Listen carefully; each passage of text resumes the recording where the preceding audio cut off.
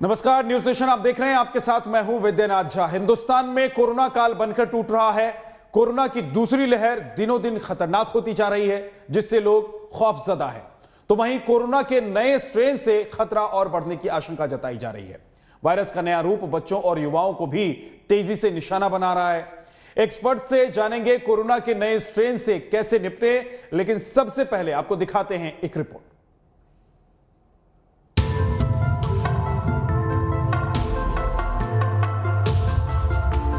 Corona 2.0 के निशाने पर बच्चे। अब बच्चों को शिकार बना रहा बहरूपिया कोरोना। दूसरी लहर में बच्चे और युवा सबसे ज्यादा निशाने पर। हिंदुस्तान में कोरोना की दूसरी लहर पहली लहर के मुकाबले बेहद खतरनाक मानी जा रही है। ये हर उम्र, हर वर्ग को निशाना बना रही है। दूसरी लहर की सबसे खतरनाक बात यह है कि इस बार कोरोना बच्चों और युवाओं को सबसे ज्यादा शिकार बना रहा है। एक तरफ कोरोना का कहर बढ़ रहा है, तो वहीं जानलेवा वायरस लगातार अपना रूप बदल रहा है। हिंदुस्तान में डबल म्यूटेंट वायरस के बाद ट्रिपल म्यूटेंट वायरस से दहशत फैली हुई है। नए स्ट्रेन के ज्यादा खतरनाक होने की आशंका जताई जा रही है। पल पल रूप बदलता वायरस सिर्फ बुजुर्ग, युवा और बच्चों को ही नहीं, 8 महीने के नवजात को भी अपनी चपेट में ले रहा है। कोरोना के शिकार बच्चों में तेज बुखार और निमोनिया जैसे गंभीर लक्षण दिख रहे हैं। इसके अलावा डायरिया, डिहाइड्रेशन और स्वाद की कमी जैसे लक्षण भी सामने आए हैं। तेज बुखार और निमोनिया जैसे गंभीर लक्षण वाले बच्चों को अस्पताल में भर्ती करने की जरूरत पड़ रही है। बच्चों में सिम्टम्स एक अलग तरीके की प्रॉब्लम होती है उन्हें पहचानना। तो इनके अंदर फीवर, एक अगर परसिस्टेंटली फीवर है, न्यूमोनाइटिस जो एक तरह से ब्रीदिंग डिफिकल्टी या कॉफ के जरिए पता लग सकता है। डिहाइड्रेटेड हो सकते हैं बच्चे, टेस्ट का प्रॉब्लम हो सकता है, डायरिया के भी कुछ बच्चे आ रहे हैं। कोरोना की पहली लहर ना तो बच्चों के लिए खतरनाक थी और ना ही बच्चों में उसके गंभीर लक्षण पाए जा रहे थे। वहीं इस बार दूसरी लहर में हालात बदल चुके हैं। बच्चों में कोरोना के लक्षण दिखने से इसकी तस्दीक हो रही है कि वायरस का म्यूटेशन हो चुका है। कुछ गंभीर मामलों में बच्चों की मौत की भी खबर आ रही है। अभी जो जानकारी आ रही है एक म्यूटेंट की, एक ये भी कारण हो सकता है कि जो डबल म्यूटेंट दिल्ली में पाया गया है, काफी ज्यादा संख्या में है, और यूके म्यूटेंट या स्ट्रेन, वो भी एक कारण हो सकता है कि बच्चों में इस बार ज्यादा इन्फेक्शन पाया जा रहा है। 8 महीने के बच्चों से लेकर 12 साल की उम्र तक के बच्चों को कोरोना तेजी से शिकार बना रहा है। वयस्कों की तुलना में कोरोना से संक्रमित बच्चों के इलाज में काफी दिक्कतों का सामना करना पड़ रहा है, क्योंकि बच्चों में रेमडेसिविर जैसी एंटीवायरल दवाएं या स्टेरॉइड नहीं दिए जा सकते। उन्हें सिर्फ बुखार या कफ की दवाएं और जरूरत पड़ने पर रेस्पिरेटरी सपोर्ट देकर उनका इलाज करने की कोशिश की जा रही है। कोरोना से संक्रमित बच्चों के लिए कोई अलग वार्ड भी नहीं है, क्योंकि पिछले साल बच्चों के इतने मामले सामने नहीं आए थे जितने कि अब आ रहे हैं। ऐसे हालात में संक्रमित बच्चों के इलाज में मुश्किलें आ रही हैं। कोरोना हर उम्र के लोगों के लिए खतरनाक बनता जा रहा है, लेकिन जिस तरह ये बच्चों और युवाओं को निशाना बना रहा है, उससे खतरे की आहट सुनाई दे रही है। जानकारों के मुताबिक जिस तरह से कोरोना के मामले में तेजी आ रही है, उसे देखते हुए अगला एक हफ्ता काफी अहम है।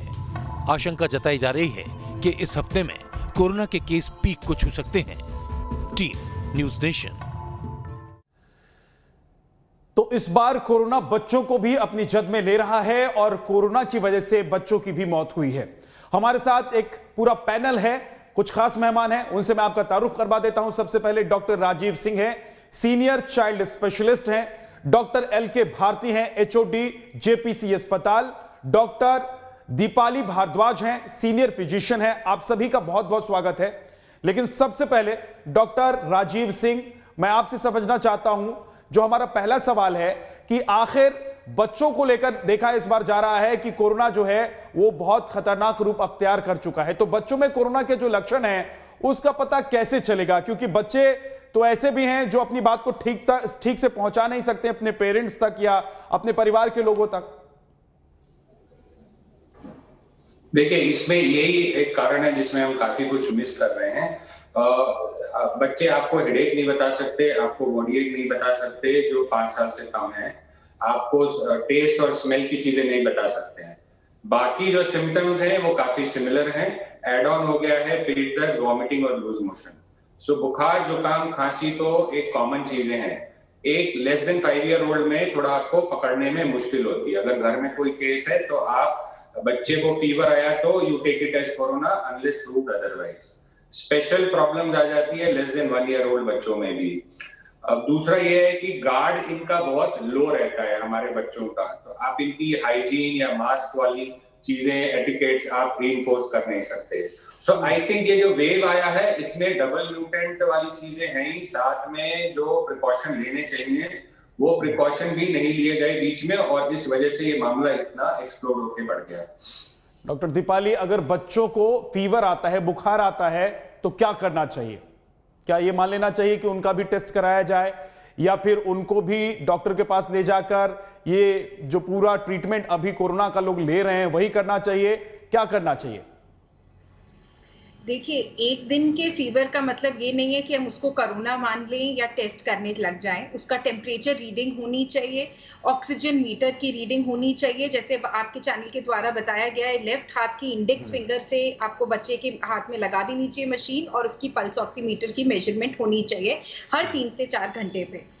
मगर ये महामारी चल रही है, इसकी म्यूटेशन स्ट्रेन हो रहे हैं, केसेस बढ़ते जा रहे हैं, तो इसीलिए अच्छा ही है कि उस वक्त बच्चे को अगर हल्का बुखार आता है, उसकी पसली को ज्यादा देखा जाए, उसकी डायरिया को देखा जाए, उंगलियों को देखा जाए, कहीं उंगलियां काली नीली तो नहीं पड़ रही कि वहां ऑक्सीजन की कमी तो नहीं हो रही, पसली तेज से तो नहीं चल रही, क्योंकि बच्चे सिर्फ रोएंगे, केवल बुखार से नहीं होता है कि हम उसको कोरोना मान लें। और उस बच्चे की हाइड्रेशन पे बहुत ज्यादा ध्यान दिया जाए, और जितना जो भी आप बच्चे का पोषण करते आए हैं उसको आप धीरे धीरे क्वांटिटीज उसको देते रहें। और केला अगर खांसी नहीं है तो काफी अच्छा लाभदायक रहता है, वरना दूध दही जो आपके बच्चे की डाइट है उसको बेहतर करिए और उसको ऑब्जर्वेशन में रखिए। डॉक्टर एल के भारती, बच्चों को फीवर हो, बच्चों की तबीयत खराब हो, ये तमाम बातें जो हैं इन पर हमने जवाब ले लिया, लेकिन ये सबसे बड़ी बात तो यह है कि इस दूसरी लहर में बच्चों पर इतना खतरा क्यों बढ़ गया है? इस बार कौन सा स्ट्रेन ऐसा है जो बच्चों को संक्रमित कर रहा है? देखिए, बच्चों का पहले भी हुआ था, जो परसेंटेज अगर हम देखें कि चाइल्ड का पहले कितना था, इस बार कितना है, तो एक चीज हमें समझना पड़ेगा कि पहले जो था कि ये टेस्ट फैसिलिटी ज्यादा नहीं थी। टेस्ट फैसिलिटी सेलेक्टेड हॉस्पिटल्स में ही होते थे, तो कम लोग टेस्ट करा पाते थे, बच्चे भी कम टेस्ट करा पाते थे, कोई कम होता था। लेकिन इस बार क्या है कि बच्चे का अगर परसेंटेज देखें 1 ईयर से लेकर के ऊपर के बच्चे को, तो रफली 5 to 10% जो चिल्ड्रेन है they are getting infected, right. और जो ये अभी जैसे बात हो रही थी कि 2 स्ट्रेन है इसके, जो 2 या 3 स्ट्रेन आ गए हैं, वो बच्चे को ज्यादा थोड़ा इफेक्ट कर रहा है। अगर बच्चे बीमार हो रहे हैं तो बच्चे की बीमारी में बहुत सारी चीजें जो है सो कोई चेंजेस ज्यादा नहीं आया है। 1-2 चेंजेस जो आए जो एडल्ट से डिफरेंट है, उसमें है कि लॉस ऑफ स्मेल बच्चे में कम देखा गया, लॉस ऑफ टेस्ट कम देखा गया। अदरवाइज हाई ग्रेड फीवर बच्चे में भी हो रहे हैं, खांसी जुकाम हो रही है। उसके बाद लूज मोशन, जो गैस्ट्रिक अपसेट जो है काफी देखा जा रहा है कि बच्चे को डायरिया हो रहा है, वॉमिटिंग हो रही है।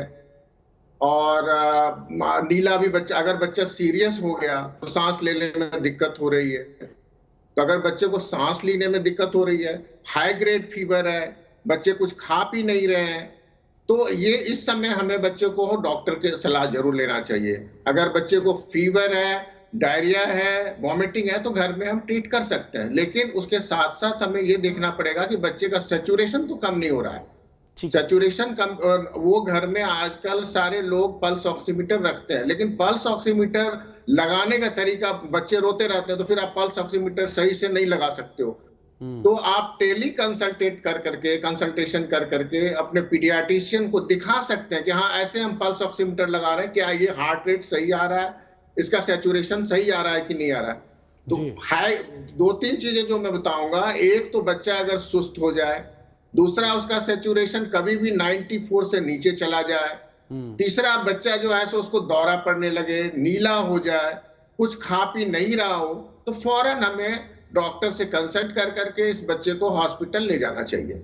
जी डॉक्टर राजीव, अगर ये पता चल जाए कि बच्चे को कोरोना है, उसकी स्थिति चाहे कैसी भी हो, क्या उसको होम आइसोलेशन में रखना चाहिए? क्योंकि बच्चे हॉस्पिटल में अकेले उस जगह नहीं रह सकते जहां पर बाकी मरीजों को रखा जाता है कोरोना के, तो क्या घर में रखना, आइसोलेशन में रखना ये ठीक रहेगा या फिर हॉस्पिटल में एडमिट कराना ही ठीक रहेगा? नहीं, देखिए इसमें ना एक तो है थ्योरेटिकल एस्पेक्ट ऑफ इट। इसमें तीन कैटेगरी ऑफ पेशेंट होते हैं। 90% मरीज हमारे माइल्ड होते हैं, जैसे कोई भी सर्दी खांसी जुकाम होता है 90% वही रहते हैं। सेकेंड कैटेगरी आती है जिनको निमोनिया हो गया, और तीसरा आता है जिसमें निमोनिया के साथ शरीर के बाकी ऑर्गन भी इन्वॉल्व हो गए। केवल कैटेगरी 1 मतलब 90% बच्चे घर में मैनेज किए जा सकते हैं। जो कैटेगरी 2 है निमोनिया होना, जिसमें ऑक्सीजन का नंबर कम होना, सांस तेज चलना और आपके पसली में दिक्कत आना, पसली तेज चल रही है, वॉमिटिंग होना, डिहाइड्रेशन होना, ये कंडीशन में आपको अस्पताल जाना ही जाना है। नीडलेस टू से कि कैटेगरी 3 में तो ऑब्वियसली हमें एकदम जाना है, क्योंकि बाकी लिवर लंग के अलावा सब कुछ इन्वॉल्व होना शुरू हो गया है। 90% होम मैनेजमेंट हो सकता है। दिक्कत बहुत ज्यादा प्रैक्टिकल एस्पेक्ट पे आप आए तो अब साथ में ग्रैंडफादर हैं, उनसे कैसे एक्सपोज करें? 2 या 3 कमरे के बिस्तरे में रह रहे हैं, माँ को नहीं हुआ है और बच्चे को हो गया है, या माँ को हो गया है बच्चे को नहीं हुआ है, उनको कैसे साथ में रखें? लोग सपोर्ट नहीं है, न्यूक्लियर फैमिलीज ज्यादा है, तो ये करके ना प्रैक्टिकल समस्याएं बहुत है। मेड्स नहीं आ रही हैं, खाने को बहुत मुश्किल हो रही है। पेरेंट्स अफेक्टेड हैं तो उनको वो एनर्जी नहीं है कि वो उनका अच्छा न्यूट्रिशन प्रोवाइड करें। सो ये करके अगर दिक्कत लगे तो आप हॉस्पिटल में एक आइसोलेशन बेड में जाके मॉनिटर कर लें। बट करंट सिचुएशन देखते हुए आपको कोशिश करनी चाहिए कि 90% जो है घर पे मैनेज हो जाए, उनको घर पे मैनेज करिए। जैसे बाकी लोगों ने बताया कि आपको मॉनिटरिंग ज्यादा जरूरी है, दवाइयां उतनी जरूरी नहीं है। जहां आपके रेड फ्लैग साइंस आने शुरू हो जाएंगे, आपको एक अस्पताल जाना पड़ेगा। डॉक्टर दीपाली, कोरोना से बचाने के लिए क्या बच्चों की डाइट क्या होनी चाहिए? क्योंकि बच्चे तो देखिए वैसे ही खाने पीने में बहुत नखरा करते हैं। इस वक्त बच्चों को क्या खिलाएं पिलाएं कि वो कोरोना से बच सके, और अगर संक्रमित हो भी जाते हैं तो ज्यादा प्रभाव ना पड़े उन पर? देखिए, डाइट में सबसे ज्यादा जरूरी रहता है हाइड्रेशन, जैसे कि पानी हुआ, जितने भी आप फल बच्चों को दे सकें, लाल पीला हरा, आजकल फल बहुत है मौसम में, आप सेब दे सकते हैं, नींबू दे सकते हैं, आंवला, एलोवेरा, आप कुछ भी इस तरह के जो फल आप ले सकते हो, उस तरह के रंग बिरंगे फल दें। आपको खाने में थोड़ा सा चेंजेस लाने पड़ेंगे, जैसे बच्चे दाल या सब्जी को खुशी खुशी नहीं खाते हैं तो दाल या सब्जी के ऊपर उसको कुछ खट्टा या चटपटा, आपको इनोवेटिव होना पड़ेगा, मगर देखना पड़ेगा कि बच्चे को पूरा पोषण, विटामिन, मिनरल सब मिल रहे हैं। और अगर उसका विटामिन डी कम हो तो विटामिन डी का सप्लीमेंट, विटामिन सी का सप्लीमेंट दिया जा सकता है। जैसे हम सुनते आ रहे हैं और सब फॉलो भी कर रहे हैं, कावा जरूर बच्चे को पिलाना चाहिए, बेशक थोड़ा सा ही हो, क्योंकि ये हाइट और वेट के हिसाब से देना होता है, पूरा बड़ा कप पिलाने की जरूरत नहीं होती है। 20 ml थोड़ा सा भी दिया जा सकता है, और वो ठंडा भी दिया जा सकता है। अब दिल्ली की गर्मी में ऐसा नहीं है कि उसको बहुत गर्म ही पीना है, नॉर्मल रूम टेम्परेचर पे भी दिया जा सकता है। बहुत जरूरी है कि बच्चे भी कुछ एक्सरसाइज करें, जैसे कि उनको ऐसा चाहिए कि उनके सामने आप 3-4 कैंडल्स लगा दें जिन पे वो फूंक मारे तेज तेज, उससे उनकी लंग की कैपेसिटी बढ़ेगी। 5 मिनट रोजाना ऐसे कैंडल्स को बुझाने की एक्सरसाइज बच्चे कर सकते हैं। बलून फुलाने की एक्सरसाइज बच्चे कर सकते हैं, उससे भी लंग्स की एक्सपेंशन होगी। और अगर हल्का भी बुखार आ रहा है तो प्रोन, उल्टा पेट के बल बच्चे को 2 से 3 घंटे जरूर सुलाएं, ताकि उससे लंग्स एक्सपैंड हो और उसकी एक्सरसाइज और लंग्स की जो क्षमता है, फेफड़े की जो क्षमता है सांस भरने की, वो बढ़ती जाए। बहुत जरूरी है कि अभी हम महामारी में अपनी ताकत शरीर की सबकी बढ़ाएं, स्पेशली बच्चों की। ठीक है डॉक्टर राजीव, क्या है बच्चे मानते नहीं है, वो बाहर का खाना खाने के लिए जिद करते हैं, वो जंक फूड खाने की जिद करते हैं, वो चिप्स खाने की जिद करते हैं, वो चॉकलेट खाने की जिद करते हैं। क्या अभी के माहौल में, अभी के मौसम में, अभी जिस तरीके से कोरोना फैल रहा है, ऐसे वक्त में बच्चों को बाहर का ये खाना खिलाना चाहिए, उनकी जिद पूरी करनी चाहिए, या स्ट्रिक्टली उनके ये खाने बंद कर देने चाहिए? अभी देखिए, अभी ये टाइम एबनॉर्मल टाइम है, आपको बाहर का खाना तो खिलाने का सोचना भी नहीं है अभी। उसके 2-3 प्रैक्टिकल कारण है। जो वहां से बन के आ रहा है वो कौन कैरी करके ले आके आपको दे रहा है, वो देखना है। बाहर के खाने से नॉर्मली अगर आपको डायरिया लग गया, आप कोविड नेगेटिव है, तो भी आपको अगर हॉस्पिटल जाना पड़ा तो आपको पता है बेड की स्थिति 1 पे 4, 1 पे 6 की वेटिंग है, वहां पे आप वापस फंस जाएंगे। तीसरा, इस टाइम में आपको तो न्यूट्रिशियस फूड, जैसे डॉक्टर साहिबा ने अभी आपको बताया, न्यूट्रिशियस फूड देना जरूरी है। तो मुझे लगता है इस 3 कारण से आपको पैर पे कुल्हाड़ी मारने वाली कोई भी हरकत इस समय में एकदम नहीं करनी। ठीक है सर, अब बने रहिएगा हमारे साथ डॉक्टर LK भारती भी हैं और साथ ही डॉक्टर दीपाली भी। एक छोटे से ब्रेक के लिए हम रुक रहे हैं, लेकिन कुछ और सवाल अभी बाकी है, जानेंगे उनका भी जवाब। फौरन वापस लौटें।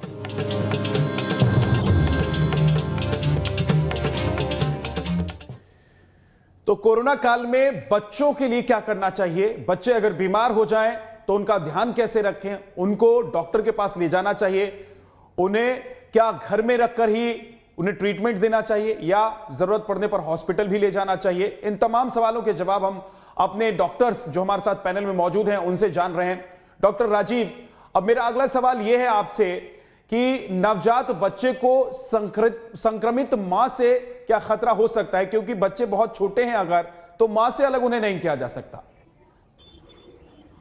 हाँ, एकदम हो सकता है और ऐसे केसेस हम लोग ने देखे भी हैं। तो बच्चे को हो सकता है जनरली, लेकिन वो बच्चे अभी अच्छा कर रहे हैं। गाइडलाइंस में ये है कि अगर माँ को पॉजिटिव है, बेबी को 3 से 4 दिन के टाइम पे आप उनको वापस कोविड का उनका जांच कराइए और माँ को बच्चे के साथ रख सकते हैं विद ऑल प्रिकॉशंस। बहुत स्ट्रिक्टली आपको पूरा अच्छे से मास्क लगा के वो ब्रेस्ट फीड कंटिन्यू कर सकते हैं। डॉक्टर भारती, अभी हम देख रहे हैं कि कोरोना जो है सबसे ज्यादा अगर किसी चीज को संक्रमित कर रहा है, किसी चीज पर सबसे ज्यादा असर पड़ रहा है तो वो है फेफड़ा, और बच्चों के फेफड़े पर कोरोना का असर क्या बच्चे झेल पाएंगे? अभी तक की जो रिपोर्ट्स है या अभी तक का जो आप लोगों का एनालिसिस है वो क्या कहता है? देखिए, ऐसा नहीं है कि बच्चे के फेफड़ा नहीं झेल पाएंगे। बच्चे को निमोनिया आए दिन होता ही रहता है। वायरल निमोनिया बहुत कॉमन है, बच्चे में पहले से भी होता रहा है। बैक्टीरियल भी होता है, वायरल भी होता है, और देखा गया है कि ये जो निमोनिया है, कोविड निमोनिया, बच्चे में कम हो रहा है। ना कि बच्चे बल्कि एडल्ट में भी निमोनिया कम हो रहा है। यूजुअली ये जो है अपर रेस्पिरेटरी इन्फेक्शन, ये जो गला और नाक यहीं तक रह करके रह जाता है। लेकिन अगर किसी बच्चे का इम्यून सिस्टम बहुत पुअर है, उनको माल नरिश्ड बच्चा है या कोई और कोई कोमॉर्बिड कंडीशन है, तो उस बच्चे में निमोनिया होने का चांस है कि उस बच्चे में लंग्स में इन्फेक्शन होता है और ये ठीक भी हो जाता है। ऐसा नहीं है कि लंग्स में इन्फेक्शन हो गया तो बच्चे को वेंटिलेटर की जरूरत पड़ जाएगी या ऑक्सीजन की जरूरत पड़ जाएगी या और किसी की जरूरत। ज्यादातर बच्चे बिल्कुल ठीक हो जाते हैं। तो हमें ये ध्यान रखना है कि बच्चे को निमोनिया को हम कैसे अर्ली पकड़ लेंगे। तो उसको पकड़ने का यही है कि पसली चल रही है। पसली चलने का मतलब हुआ कि उसका सांस बहुत जल्दी आ रहा है। और दूसरा, हम सैचुरेशन मॉनिटर कर सकते हैं। अगर सैचुरेशन में 94 से नीचे है तो ये साइन दिखा रहा है कि हो सकता है कि बच्चे को निमोनिया है। अगर किसी बच्चे को निमोनिया हो गया तो उस बच्चे को ऑक्सीजन की जरूरत पड़ सकती है, और ऑक्सीजन के बावजूद भी अगर उसका सैचुरेशन मेंटेन नहीं होता है तो उस बच्चे को आजकल वेंटिलेटर से भी नीचे की कुछ चीजें हैं जो कि काफी अच्छा काम करता है। वो सीपैप है या हाई फ्लो नेजल कैनुला है, इससे बच्चा बिल्कुल ठीक हो जाता है। ठीक है सर, क्योंकि बच्चों से जुड़े हुए तमाम सवाल जो हैं वो अभी तक अनसुलझे हुए हैं। डॉक्टर दीपाली, एक बड़ा व्यक्ति और एक बच्चा, इन दोनों के फेफड़ों में क्या अंतर होता है, और अगर कोरोना जैसी बीमारी लग जाती है तो लड़ने की क्षमता किसकी ज्यादा होती है? देखिए, बच्चों की क्षमता जरूर ज्यादा ही होती है, क्योंकि बच्चों में इस वक्त किसी भी चीज की ज्यादा एंटीबॉडीज नहीं है। जो नॉर्मल इन्फेक्शंस रही हैं उसी की रही है, और कोविड एक न्यू नोवल वायरस है और इससे पहले भी कोई डेसेंस नहीं है। ज्यादा पोल्यूशन से बच्चों के लंग्स से अभी मुलाकात नहीं हुई है। मगर ये माना जाता है कि बच्चों की जो लंग्स हैं वो भी, जो छोटे उम्र के बच्चे हैं, अगर हम 4 या 5 साल की देखें, उनकी शक्ति उतनी ज्यादा नहीं होती। इसलिए जैसे डॉक्टर साहब ने कहा, निमोनिया अर्ली स्टेज में उनके लिए पकड़ना ज्यादा जरूरी है। हम लोगों के जो एडल्ट्स के जो लंग्स होते हैं, जो इतनी पोल्यूशन में और इतना कुछ देख चुके हैं, इतना कुछ झेल चुके हैं हमारे फेफड़े, तो हमारे लिए निमोनिया का थोड़ा सा सेटिंग भी हम लोग घर के अंदर भी देख लेते हैं। जैसे हम देख ही रहे हैं कि लोग अपना ऑक्सीमीटर पे 70-75 के ऊपर भी अपने आप घर पे मैनेज करके ठीक भी हो रहे हैं कुछ लोग। तो वो एडल्ट्स के लिए उसके लिए इम्यूनिटी कहा जाता है, उसमें आप इम्यूनिटी बूस्टर टाइम पे स्टीरॉइड वगैरह मिल जाए। मोटी बात ये है कि बच्चों पे अगर थोड़ा सा भी आपको लगता है कि पसली तेज चल रही है, 94 से नीचे जा रहा है, तो आपके पास एक फोन कॉल पे फिजिशियन जरूर होना चाहिए। आपको समझ आना चाहिए कि डेंजरस साइंस आप जरूर देखें कि कहीं पे आपको लगता है नीला पड़ रहा है बच्चा, होठ, उसकी उंगली, उसके अंग के एंड्स जो होते हैं, तो आपको तुरंत उसके लिए कुछ एक्शन लेने की जरूरत है। और बच्चों में इंट्यूबेशन या जैसे डॉक्टर साहब ने कहा वो करके तुरंत उसमें ऑक्सीजन न्यू पैक वगैरह डाल के ऑक्सीजन बढ़ाने की बहुत जरूरी होती है। जो चीजें हम खुद कर सकते हैं वो सिर्फ और सिर्फ मास्क है। मैं आपके चैनल के द्वारा ये बात जरूर फिर से कहना चाहूंगी कि अभी जो सबके पास वैक्सीन है, 28 तारीख से आत्मनिर्भर भारत और हमारे मोदी जी ने इतना अच्छा कर दिया है कि 1 तारीख से सब लोग वैक्सीन ले सकते हैं। मगर तब तक प्लीज डबल मास्क लगाइए। अगर आप बाहर जा रहे हैं, अपने बच्चे के पास है, अगर आप बाहर से आए हैं तो बच्चों की, ताकि आप ताकत से ना खेलें, क्योंकि उनकी कितनी इम्यूनिटी इस वायरस से होगी वो अभी एग्जैक्टली नहीं पता, मगर जानलेवा ये कम है इस वक्त बच्चों में। ठीक। डॉक्टर राजीव, अभी संक्रमण का दौर जो चल रहा है, बच्चों में जो संक्रमण हो रहा है, किस आयु वर्ग के बच्चे हैं जो ज्यादा प्रभावित हो रहे हैं? जो हम लोग अभी देख रहे हैं वो लेस देन 5 ईयर ओल्ड ज्यादा प्रभावित हो रहे हैं। 1 साल के नीचे वाले तो काफी कम है हमारे पास, और एडोलेसेंट भी हमारे पे ज्यादा आ रहे हैं। तो मतलब किस एज ग्रुप के बच्चों को ज्यादा बचा के रखने की जरूरत है? देखिए, सारे ही एज ग्रुप को आपको बचा के रखने की जरूरत है, लेकिन जो हाई रिस्क बच्चे हैं ना, वो पूरे स्पेक्ट्रम ऑफ एज ग्रुप में आप वो फिल्टर करिए कि कौन से हाई रिस्क बच्चे हैं। तो हाई रिस्क बच्चे कौन से आते हैं?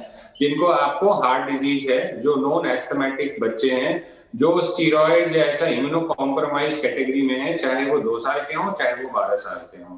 तो ये ऐसी जो कैटेगरी है जिनकी इम्यूनिटी कम रहती है, कोई भी क्रॉनिक मेडिकल कंडीशन है, जैसे हमारे कैंसर पेशेंट्स हैं, कुछ वो भी संक्रमित हो गए हैं, उनको ज्यादा परेशानियां हो रही हैं। हमारे जो 2 महीने का एक बच्चा है उसको ज्यादा परेशानी हो रही है, उसको 103 का बुखार आ रहा है, उसको भर्ती करने की जरूरत पड़ी है। सो कोई एक एज ग्रुप आप नहीं बोल सकते कि ये ही ज्यादा बचाना है। वो पूरे पीडियाट्रिक एज ग्रुप 16 साल तक के जो रिस्क फैक्टर वाले बच्चे हैं उन सबको बचाना बहुत जरूरी है।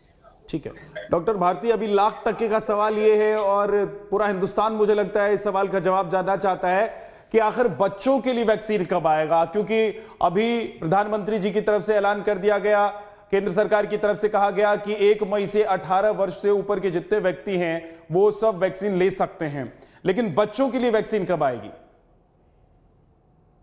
देखिए, ये तो बड़ा $1,000,000 क्वेश्चन है कि कब आएगी, लेकिन बच्चों के लिए भी वैक्सीन आना चाहिए। वैक्सीन सबको लगना चाहिए। जो अभी 18 साल के लोगों को अभी लग रहा है, अगर अवेलेबल होता इसको तो पहले लगता तो ये सिचुएशन आज नहीं होता।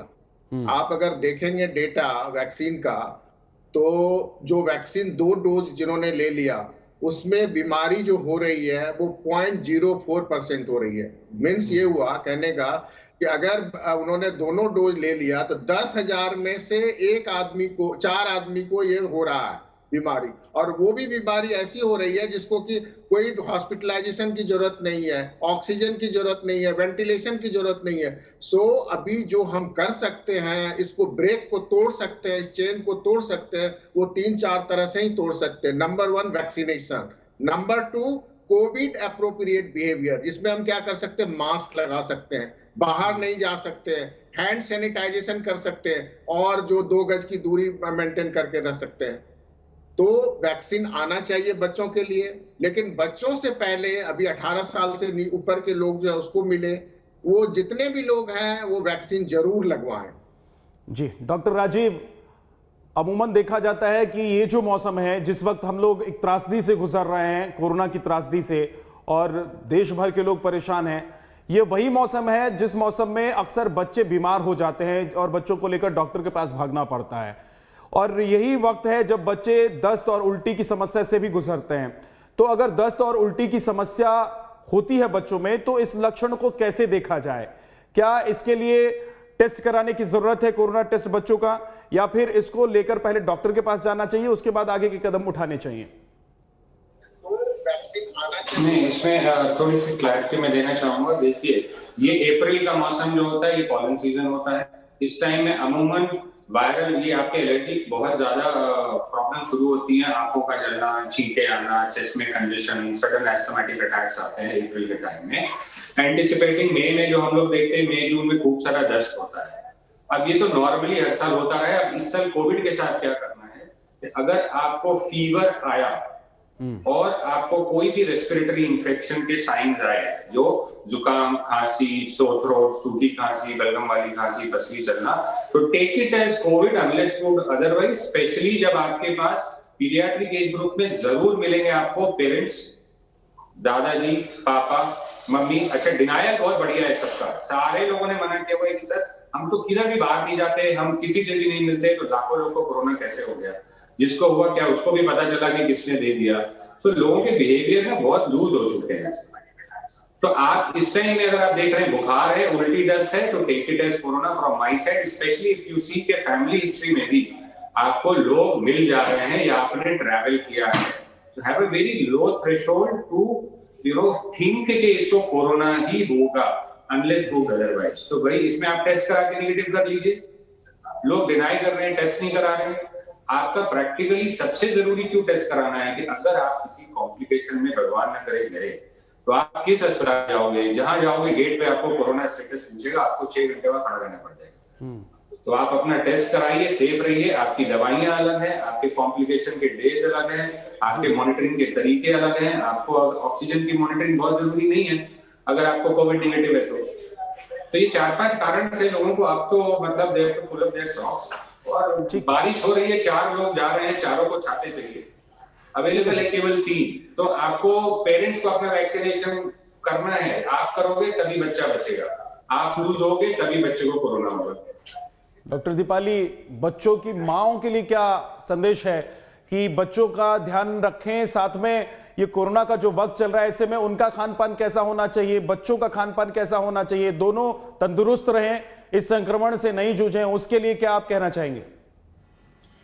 विद्यानाथ जी, आपने बिल्कुल ठीक बात कही। एक घर को ही अपने आप को आप समझ लीजिए, जैसे अब सब लोग व्हाट्सएप जोक्स आ रहे हैं कि बंकर बना लीजिए, और एक जो भी लड़ाई चल रही है हमारे देश की कोरोना के साथ, तो पूरे जो घर के लोग हैं उन सबको रेडी रहना है।